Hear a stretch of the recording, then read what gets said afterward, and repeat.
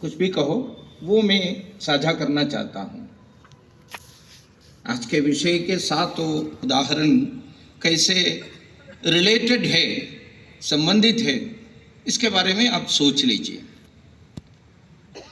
कुछ साल पहले मेरा परिचय के समय बताया था, मैं केरल से हूँ। केरल में मैंने पढ़ा एक विज्ञापन, भारत के जाने माने एक अंग्रेजी न्यूज़पेपर में आए हुए एक फुल पेज विज्ञापन। उस एडवर्टाइजमेंट एक विदेश से संबंधित एक टू व्हीलर कंपनी का एडवर्टाइजमेंट था। फोटो भी बहुत महत्वपूर्ण है इसमें।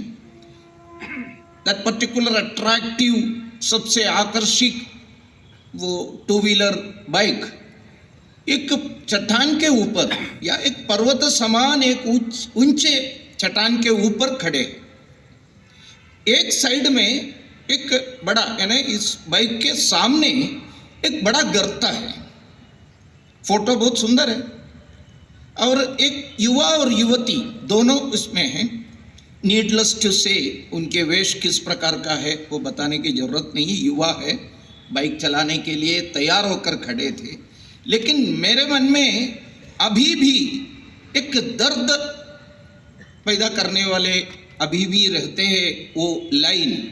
उसमें लिखा है, किसी अच्छे ये वन लाइनर लिखने वाले कवि ने लिख कर दिया है, stop saving, start riding. Stop saving मतलब बचत करना बंद करो, गाड़ी चलाना शुरू करो। यह है एडवर्टाइजमेंट का जो लाइन। इसका क्या अर्थ है आप सभी को मालूम है।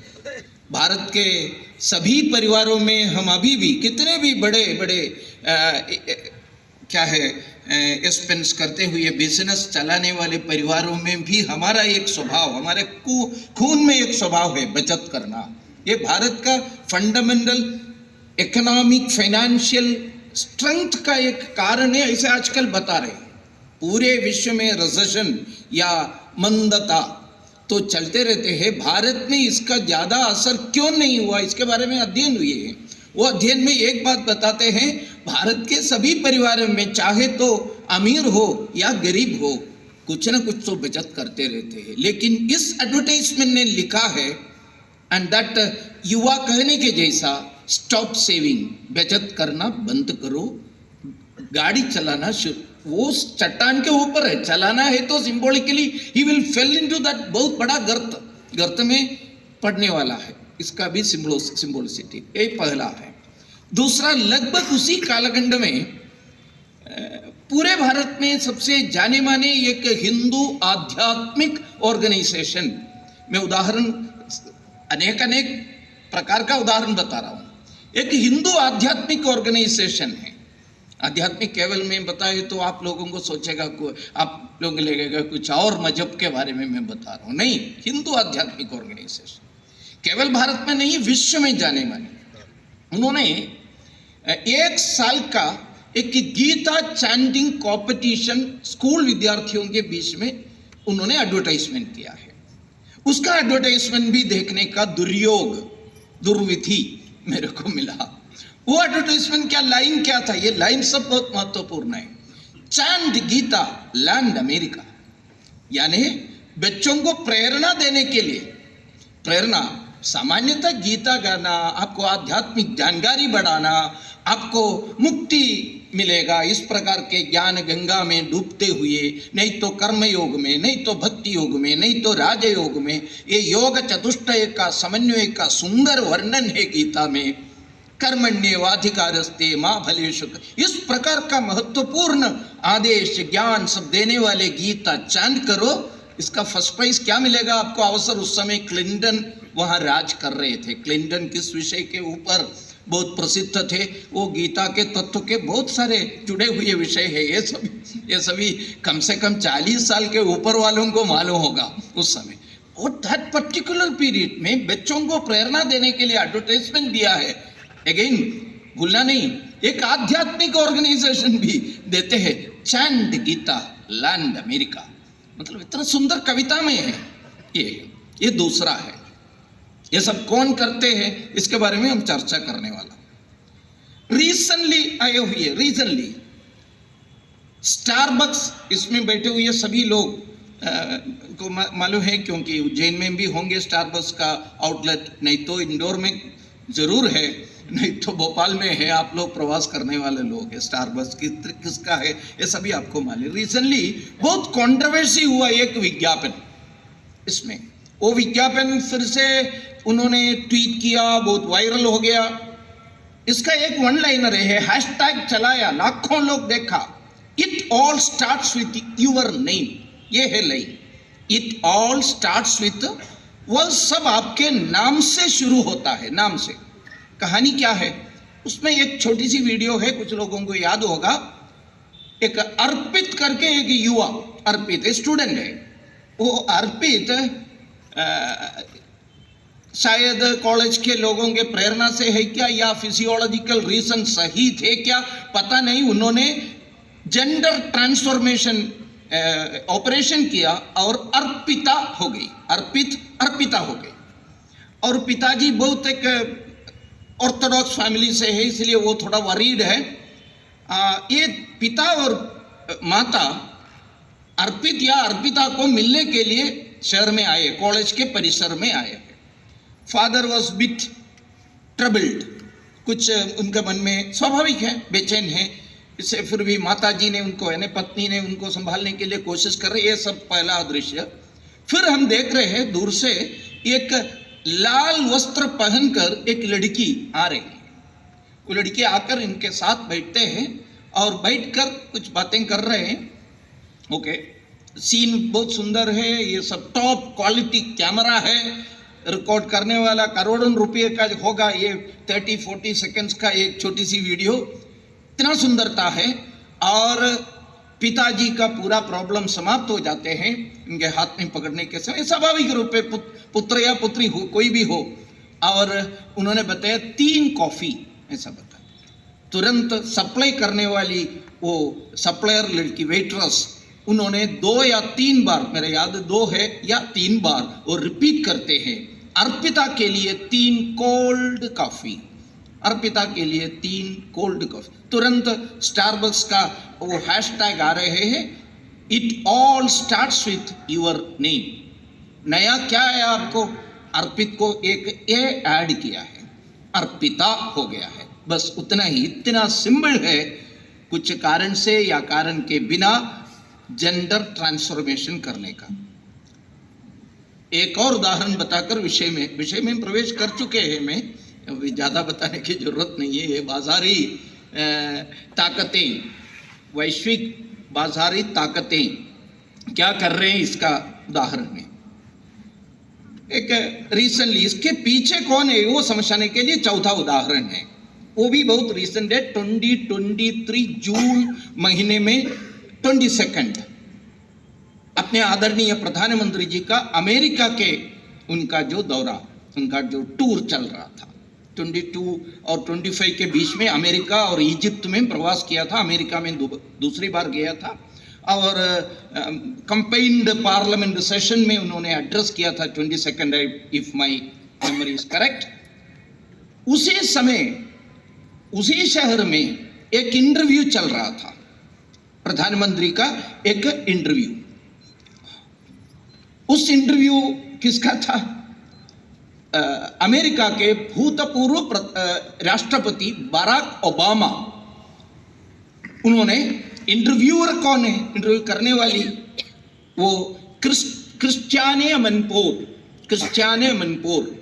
के एक महिला, CNN का जो सबसे इंटरनेशनल एक एंकर है, चीफ इंटरनेशनल एंकर है CNN का, वो इंटरव्यू कर रहे थे। सेम टाइम प्रधानमंत्री अंदर भाषण कर रहे हैं, उसी समय बराक ओबामा का इंटरव्यू CNN ले रहे थे।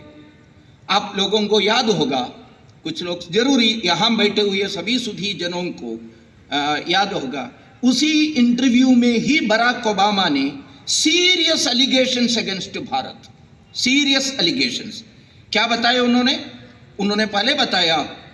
पहले उन्होंने कंपेयर किया भारत और चाइना। चीन एक अथॉरिटरी, एक अधिनायकवादी राष्ट्र है, सभी को मालूम है। हमारा राष्ट्र एक लोकतांत्रिक राष्ट्र है। फिर भी ये दोनों राष्ट्र को उन्होंने तुलना करके एक बात बताया। दूसरा उन्होंने बताया भारत के जो अल्पसंख्यक मुसलमान, उनको भारत के अभी का सरकार सप्रेस कर रहे हैं। फिर उन्होंने बताया इस स्थिति आगे बढ़ा गए तो India will divided into two, Hindu India and Muslim India, just like it happened in 1947, August 14th and 15th midnight. These three major allegations उन्होंने देखा। वो तो स्वाभाविक रूप में बराक ओबामा भारत के खिलाफ बहुत सारी बातें करते थे, स्पेशली भारत आगे बढ़ रहा है ये सुनकर तो करना ही चाहिए। लेकिन यहां मैं बताना चाहता हूं who was this or who is this Christiane Amanpour महिला। She is the senior advisor in the George Soros funded Committee to Protect Journalists. Committee to Protect Journalists ऐसा एक NGO है। That NGO का जो मालिक कौन है? George Soros. Who is George Soros? George Soros पूरे विश्व के एक बहुत बड़ा रिच बिजनेसमैन एंड उनका पूरा जिंदगी उन्होंने समर्पित किया है। एक बड़ा बिजनेसमैन के पूरे उनके मुनाफा कितने भी प्रॉफिट मिलते हैं पूरा भारत को ध्वस्त करने के लिए उपयोग करते रहते हैं, कितने भी पैसा है तो भी। इसलिए उन्होंने फ्लोट किया हुआ ऑर्गेनाइजेशंस में एक है CPJ, committee to protect journalist. ये जर्नलिस्ट का बहुत बड़े प्रोटेक्शन इधर आकर भी उन्होंने किया। भारत में जर्नलिस्ट को कोई एक प्रकार से काम नहीं कर सकते हैं, भारत के गवर्नमेंट नहीं करने की अनुमति नहीं दे रहे। स्पेशली आरएसएस गुंडा हिंदू ऑर्गेनाइजेशन जर्नलिस्ट को एक प्रकार से पीछे जाकर मारते हैं। ये सब कहने वाले ऑर्गेनाइजेशन, इसका चीफ एडवाइजर है ये इंटरव्यूअर, कनेक्शन आप देख लीजिए। एंड ऑल्सो एक और ऑर्गेनाइजेशन है विमेन मीडिया फाउंडेशन करके एक ऑर्गेनाइजेशन है। That organisation has also been floated by George Soros और उसका बोर्ड मेंबर है।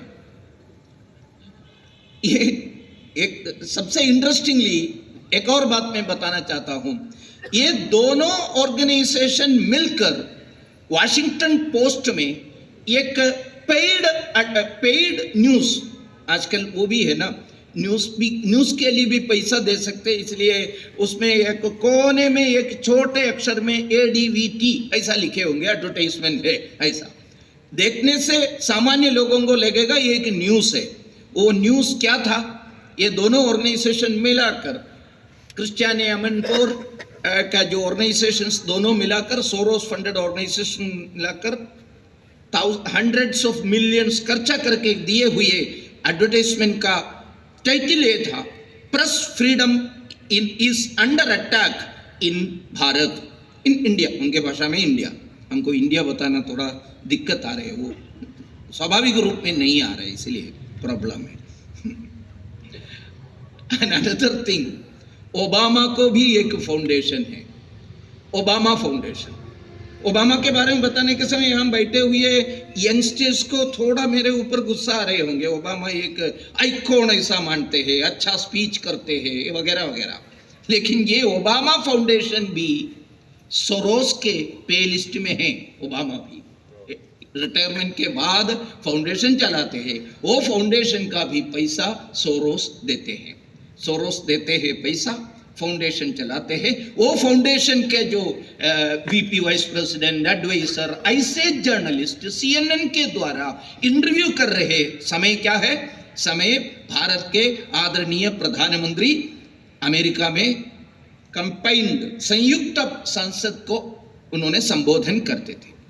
बीच में इसमें ये सब रिलेटेड है, दिखाने के लिए एक यात्रा चली भारत में, दो यात्रा क्रिस क्रॉसिंग किया है। पहले नॉर्थ से साउथ या साउथ से नॉर्थ, ऐसा भारत जोड़ो यात्रा ऐसा करके एक, मैं जानबूझकर नहीं बताया है, ऐसा ही आ गया है यात्रा। उस यात्रा में एक सलिल शेट्टी करके एक नॉन रेजिडेंट इंडियन उसमें थी। और दूसरा एक सुनीता विश्वनाथ भी थे। अनेक कार्यक्रमों में ये दोनों महानुभावों के पिक्चर आप देखे होंगे। ये सलिल शेट्टी जॉर्ज सोरोस के ओपन सोसाइटी के वाइस प्रेसिडेंट है। जॉर्ज सोरोस के बाद इसको पूरा नियंत्रण करने वाला व्यक्ति है सलिल शेट्टी। सुनीता विश्वनाथ भी इस प्रकार काम करने वाले व्यक्ति है।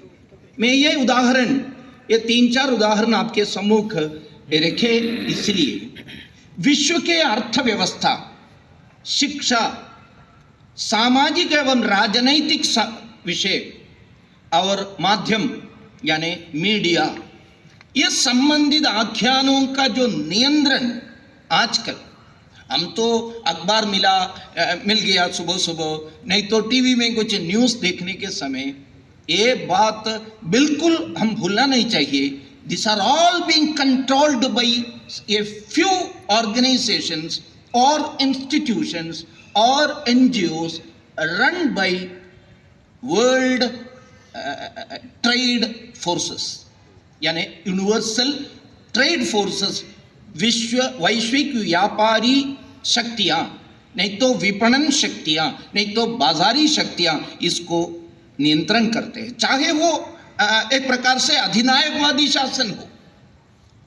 अधिनायकवादी शासन भी भारत विश्व में बहुत सारे हैं, वहाँ भी ये नियंत्रण, इनका जो हाथ वहाँ तक पहुँचते हैं। और तथा कथित लोकतांत्रिक सरकारें हो, वहाँ भी इसका नियंत्रण है। वैश्विक बाजार शक्तियों के पास दुनिया के संसाधनों को नियंत्रित करने का एक प्रकार का हमको निर्वचन परिभाषा नहीं कर सकते, उस प्रकार का ताकत एवं उपकरण उनके पास है, उसको प्रभावशाली तरीके से उन्होंने उपयोग करते रहते हैं। इसका इन्फ्लुएंस है, मैंने जो बताया हुआ 3 चाहिए तो रिप्रेजेंटेटिव कैरेक्टर में आपके सम्मुख रखने के लिए मैंने कोशिश किया है। मूलभूत कुछ मूल्यों को नष्ट करने के लिए, अपने जो चिर पुरातन सिविलाइजेशनल ईथोस को नष्ट करने के लिए, और इस राष्ट्र का ताकत को नष्ट करने के लिए, कुल मिलाकर आर्थिक दृष्टि से एक देश को बर्बाद करने के लिए कैसे मीडिया को, कैसे ऑर्गेनाइजेशंस को, कैसे इंस्टीट्यूशंस को, कैसे सरकारों का भी उपयोग करते हैं, इसका उदाहरण मैंने बताया। This are all being done by global market forces या व्यापारी शक्तियाँ, विपणन शक्तियाँ ये करते हैं। ये वैश्विक विपणन ताकतों के शक्ति या उनके हालचाल कैसे वो काम करते हैं, इसके बारे में समझने के लिए थोड़ा बहुत ऐतिहासिक दृष्टि पर इसको हम देखने की आवश्यकता है। एक वैचारिक आधार, ये काम सब ऐसा ही एक फाइन मॉर्निंग में आकर सोरोस ने या किसी और किसिंजर ने, नहीं तो रॉकफेलर ने ऐसा ही शुरू किया, ऐसा सोचना नहीं। इसके पीछे एक वैचारिक आधार है, एक ऐतिहासिक घटनाक्रम है इस प्रकार का काम करने के पीछे।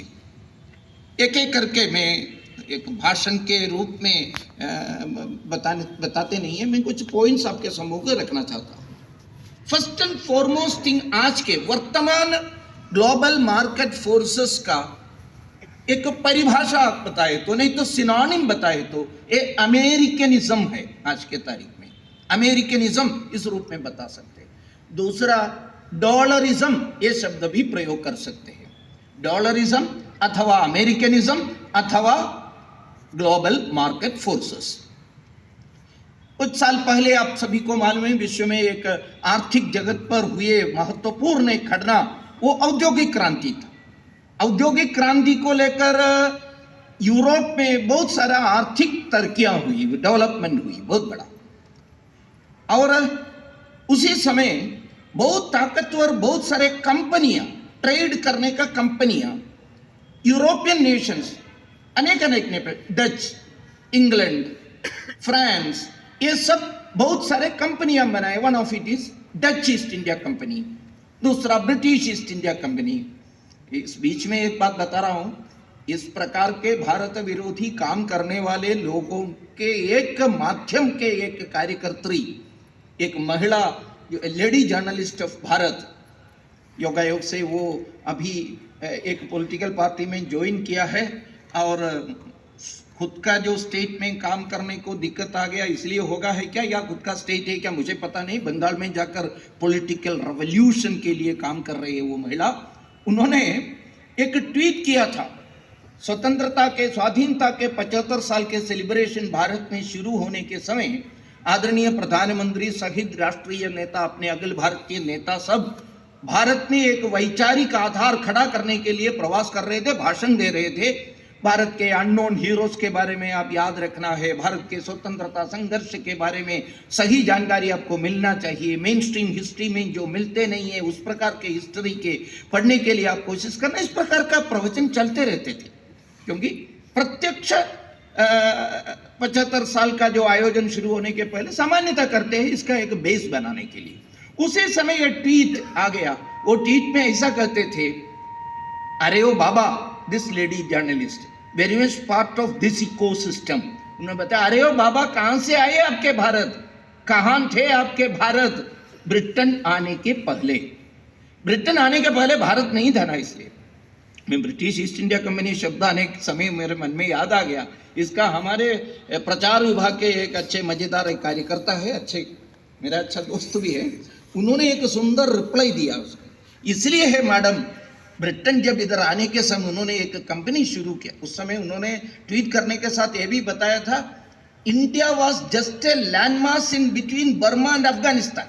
मतलब बर्मा को नाम था, अफगानिस्तान को नाम है, लेकिन इसके बीच का लैंडमास को नाम नहीं है, वो ब्रिटेन आकर दिया। ये है उनके क्या क्या चलते इन लोगों के दिमाग पे पता नहीं।